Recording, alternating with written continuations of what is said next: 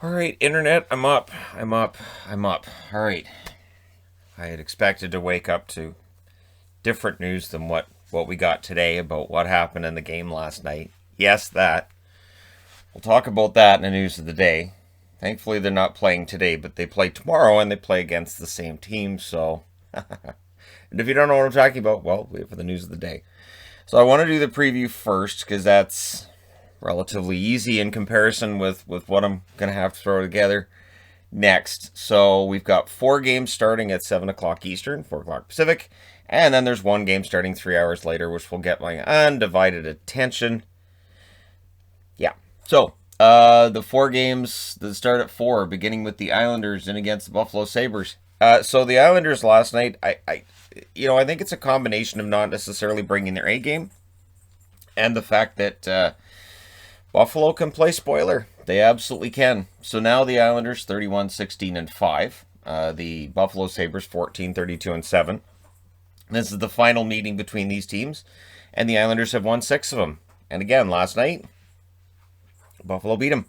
On the Islanders side, Barzal, 15 goals, 26 assists for him this year, 41 points. His totals always seem lower with the Islanders than I think they should be for his skill level. And it makes me wonder if that's a style of coaching thing that makes his totals be a little bit lower or what it is. Wallstrom, 11 goals, 7 assists for him. He's been solid when he's been in the lineup. And Nelson, 16 goals, 13 assists. Might be their best goal scorer. Like in terms of goal scoring ability, he might be the number 1 guy for the Islanders. On the Buffalo side, Reinhart, who has emerged as a tremendous goal scorer since they moved him to center. 25 goals and 15 assists now for Reinhart. Who knew? Middlestad, 10 goals, 11 assists. He's had a great second half of the season as well. And Ristolainen has looked pretty good lately. 4 goals, 12 assists for him now, 16 points on the season. So, yeah, we'll see how it goes tonight. Then also at 7 Eastern, 4 Pacific, the Boston Bruins in against the New Jersey Devils. This is their final meeting of the year. And so Boston's looking to even their record against New Jersey. And last night, they looked like they're ready to even this record. So 31-14-6 is the record for Boston. 17-28-7 is the record for New Jersey. As I said, the Devils have won 4 out of 7 against the Boston Bruins. So for Boston, Bergeron, 20 goals, 25 assists, 45 points. Excellent season for Bergeron yet again. He will be in the running for the Selke, whether he wins it or not. I have no control over that at all. Marchand, 27 goals, 36 assists, 63 points. And there's been rumblings about Marchand being up for a couple of different awards. We'll see. Marchand's two-way game has become really elite.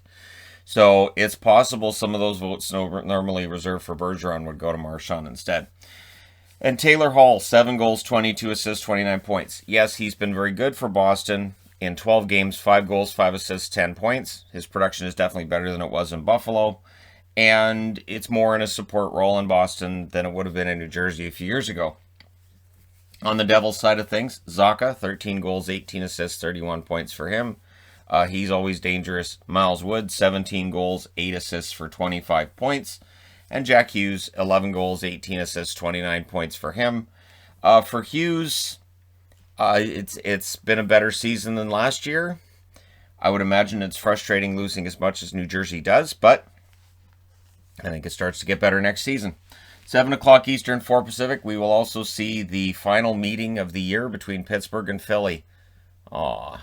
Philly's won 5 out of 7. Still, I do wish these guys were going to meet in the playoffs.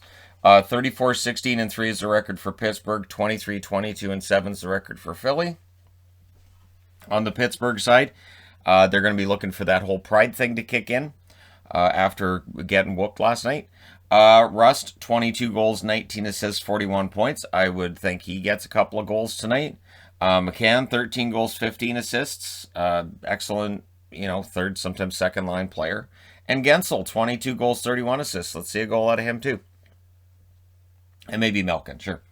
On the Philadelphia side, and they're gonna prove me wrong. Basically, I'm thinking that Pittsburgh should come back tonight and really put a statement game out there, but we'll see. On the Philadelphia side, Hayes, 12 goals, 16 assists for him. Very solid season. Maybe not producing as well as last season, but still producing well.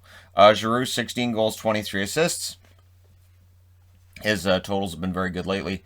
And Farabee, 17 goals, 18 assists, 35 points. Seems to be getting into another one of those hot streaks he's been on, off and on with this year. Also at 7 Eastern, 4 Pacific, Chicago in against Carolina. So wearing my Carolina Hartford. Carolina, I always find it entertaining with the power rankings. There's one viewer who only comments on power rankings, and if Carolina's not number one, they will curse and swear up and down at me. It always gets held for review, and I always just go, well, I'm just going to remove that, but at least they watch all the power rankings. Yeah, and that's all it is. If Carolina's not number one, like this week they were number 2, and that's just enough to set them off. So, yeah, 22, 24, and 6 is the record now for Chicago.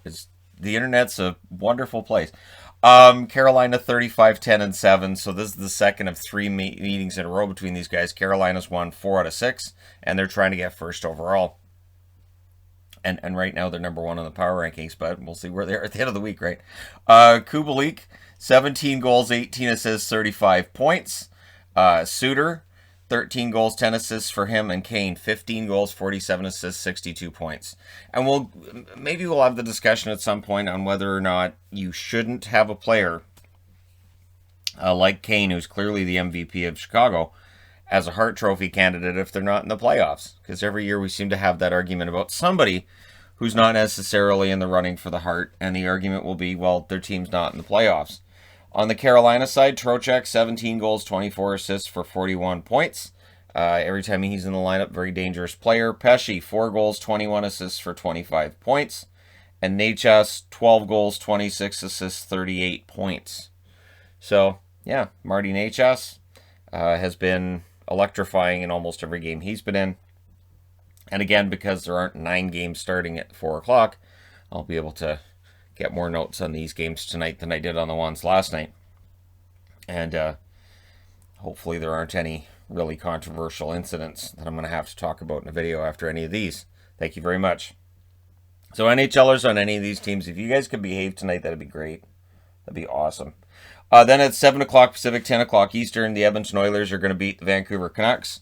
Edmonton's 31, 17, and 2. Vancouver's 19, 24, and 3. Edmonton's won 4 out of 6 in this series so far this year. There's 4 more games to go. So that's wins for Edmonton. And I'm not trying to be facetious or sarcastic. Vancouver's they just looked done, and they had 8 regulars out of the lineup last night. So yeah. Anyways, Draisaitl, 24 goals, 49 assists, 73 points. Maybe he gets 27 points over the next 6 games. Because sure, it's 4.5 against Vancouver 4 times. Maybe. Nugent Hopkins, 14 goals, 19 assists, 33 points for him. We'll see if he pads his point total as he heads towards potentially UFA, or even if he just pads his point total so the Oilers owe him an extra couple of $100,000 for each year of the contract. We'll see. And Cahoon, who got a goal last night, he's now got 7 goals, 5 assists. Maybe he's heating up. We'll see. Besser, who had a goal last night, now 18 goals, 20 assists for him on the season. Brock Besser's had a very good year, and it's going to be kind of overlooked by all the other drama surrounding the Vancouver Canucks, but he's had a very good year. Hoglander has had a under-the-radar rookie season. 9 goals, 12 assists for him. And Tyler Myers, 5 goals, 13 assists. And I'm sorry, Myers has had a good year. He has. He's had a good year, and he's earned himself a job on that roster for next season, which is good because his contract runs for the next 40 years or something. I don't know. I think do you take Benning to the IHOP and he goes, man, you seem like a great guy. I'm going to give you a 25-year contract. Jim, you can't do that. I can do whatever I want. I'm the GM. Damn it. So anyways, yeah, we'll see what happens in this one tonight. My prediction's 6-3, 7-2, something like that. Who's in that? Probably Demko. Doesn't really matter. But it's interesting now because Ottawa's moved ahead of Vancouver in the standings, and I'm kind of looking at it and going, hey, you know what? Fine. You might as well drop down the standings. I know it's not a great draft in terms of the players haven't been scouted as much as normal, so it's kind of an all over the place draft. There's more of the wild card feel to this draft than any other draft in history, it seems.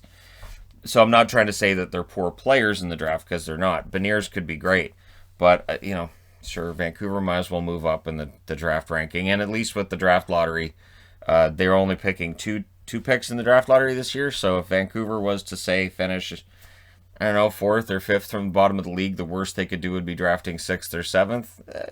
There you go. Because I always assume they're going to lose the draft lottery. Notice that. I do not say, well, they could win the draft lottery. Nah. It's not going to happen. All right. Thank you guys so much for watching, for all your support. Do not forget to hit like and subscribe if you're browsing your way through, you just happened upon this video. Thank you guys so much for all your support. Now I'm going to see if there's anything going on in the world of hockey to discuss today. All right. I will talk to you again soon.